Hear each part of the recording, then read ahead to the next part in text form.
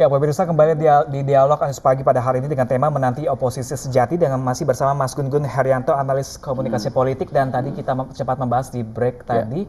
Ini kita sepanjang ini mungkin sambil menunggu Rakernas dan musyawarah lainnya, kita masih mempertanyakan oposisi dan koalisi dan siapa akan beralih kemana dan kemana. Sebenarnya oposisi sejak pemerintahan 5 tahun kemarin, kalau Mas Gun-Gun melihat selama ini oposisi di pemerintahan kita sudah berjalan dengan baik apa belum sih?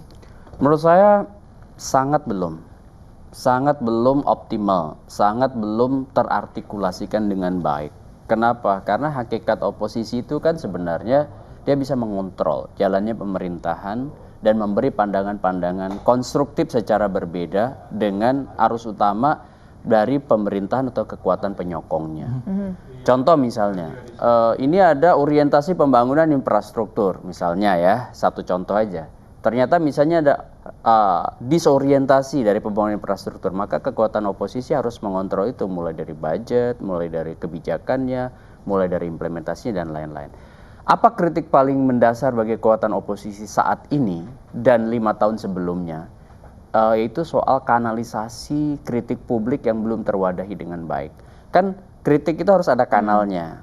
Kanalnya di apa? Partai politik dan parlemen. Partai politik itu sebagai fungsi utama partai yaitu agregasi. Seperti misalnya Pram punya keinginan, Stefani punya keinginan. Nah, partai sebagai bagian dari entitas publik itu harus mendengar dan kemudian menyalurkannya, kan gitu. Ketika misalnya dia tampil mengadvokasi isu-isu publik, seperti misalnya isu publik itu apa? Kereta api Jakarta-Bandung perlu nggak ya gitu. Nah, publik misalnya ada respon, sepertinya lebih pas itu kalau Jakarta-Surabaya misalnya. Kalau orang per orang yang bicara kan tidak akan artikulatif. Nah, ketika partai itu menarik itu menjadi misalnya taruhlah agenda partai untuk melakukan kritik, itu namanya kanalisasi. Baik. Yang kedua, masuk di DPR. Dan di DPR apa? Ya lewat kursi yang mereka miliki itu melakukan kritik, mulai kritik legislasi, kritik budgeting, kemudian mengontrol fungsi-fungsi eksekutif. Perlu tidak kemudian peranan oposisi di Indonesia ini diresmikan atau disahkan kemudian dalam undang-undang seperti itu, seperti di negara-negara dengan sistem demokrasi yang benar sudah maju? Bisa aja memang kekuatan itu dipermanenkan lewat undang-undang misalnya ya, para kekuatan partai yang mengusung kandidat itu dari awal memang misalnya didesain untuk menjadi koalisi permanen. Jadi taruhlah ada 3 atau 4 partai pengusung kandidat A gitu ya. Kemudian 3, 4 atau berapa partai pengusung kandidat B. Itu misalnya ada keharusan untuk punya semacam dari awal dia tidak boleh pindah koalisi. Itu bisa aja. Ketika bisa membentuk pemerintahan ya koalisi itu yang kemudian akan membentuk pemerintahan. Cuman saya nggak yakin DPR mau. Dan saya nggak yakin juga orang yang berada di pemerintahan itu mau. Alasannya Mas Gun-Gun? Alasannya ini soal kebiasaan di Indonesia yang cairnya pola hubungan. Contoh misalnya, mungkin masih ingat dulu kebijakan publik yang namanya tax amnesty gitu ya. Ketika misalnya taruhlah kasus 2014, Pak Jokowi kan waktu itu didukung plus minus kekuatan di DPR di awal pembentukan pemerintahan ya, itu maksimum 41%. Sementara oposisi lebih besar. Dalam konteks itu digawangi oleh Partai Gerindra sebagai pendukung Prabowo Hatta. Sehingga apa? Kebijakan-kebijakan yang diinginkan lolos di DPR waktu itu kemudian memiliki hambatan. Belum lagi misalnya masih ingat kan divided government ya, waktu alokasi pimpinan DPR dan pimpinan MPR. Semua kan diambil oleh kubu oposisi. Sementara misalnya PD Perjuangan dan partai-partai pengusung Pak Jokowi itu nyaris tidak ada di pimpinan, baru kemudian belakangan ada penambahan dengan revisi Undang-Undang MD3. Nah, ini sepertinya menjadi pengalaman. Kalau hari ini menurut saya, maksud saya sekarang ini Pak Jokowi punya modal yang sangat tinggi. Kalau 2014 itu hanya sekitar 41%, saat ini Pak Jokowi sudah mengantongi 61%. Artinya sudah di bawah 50% plus 1.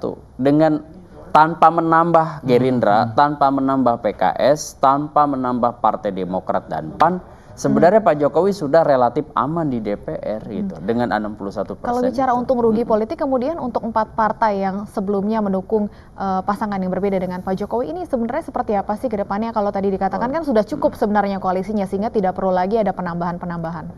Untung ruginya bagi kekuatan di luar ya, kalau bergabung gitu maksudnya. Kalau bergabung untung ruginya satu, keuntungannya tentu semua partai inginnya berada di pemerintahan. Karena apa? Soal benefit of office, keuntungan dalam kekuasaan.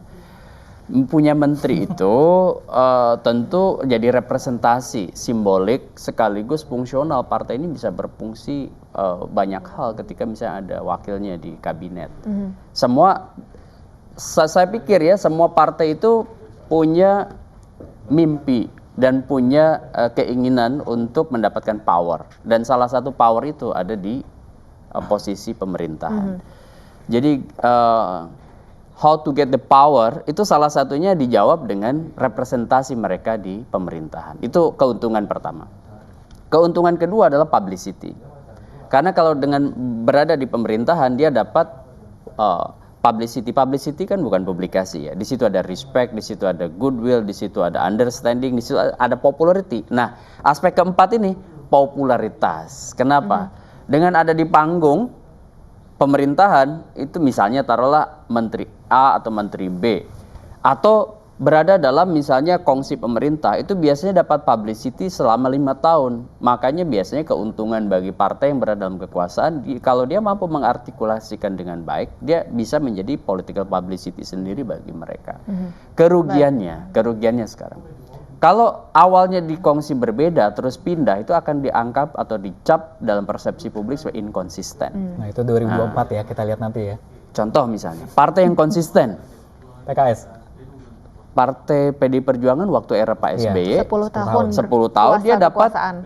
dapat insentif elektoral, artinya dapat suara lebih banyak. PKS kemarin itu menurut saya salah satu partai yang mendapatkan keuntungan dari posisi yang lebih tegas sebagai kekuatan di luar pemerintahan. Dia sering mengkritik pemerintah sehingga sebagian orang yang tidak happy pada Pak Jokowi itu menyalurkan suaranya pada partai ini. Gitu. Nah, ini sekarang menurut Mas Gun-Gun, prediksi Mas Gun-Gun dari partai oposisi kira-kira siapakah akan berada di koalisi?